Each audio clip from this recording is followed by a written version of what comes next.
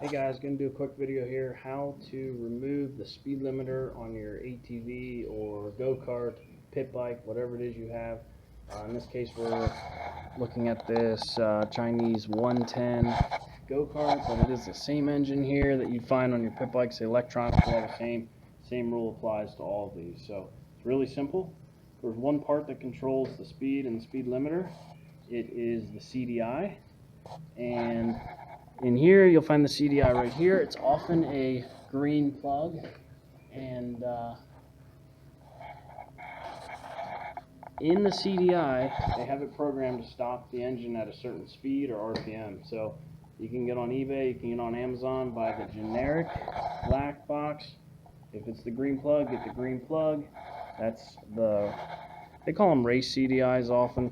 But you can plug that in and it won't limit your engine. There's this style. There's also, here I have another kind in here.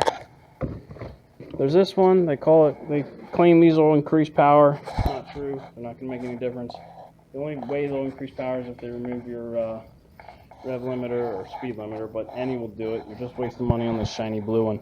Anyhow, if you have the 6-prong, which would be 2 up, 4 bottom, this is the one you want. Or they have a black box. Just make sure if your plug looks like this, get that. If your plug looks like that, get that. But you unplug the one you have, plug in the right one, and that's all you need to do. Speed limiter's gone, and you can blow the thing up if you want. So yeah, use it at your own risk. You can blow the engine up doing this.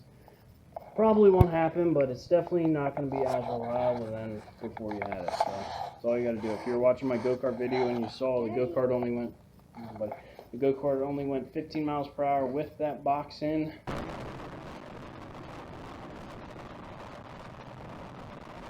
We switched it out, and it can do 24 mile an hour. So anyhow, that's all you got to do. Thanks for watching.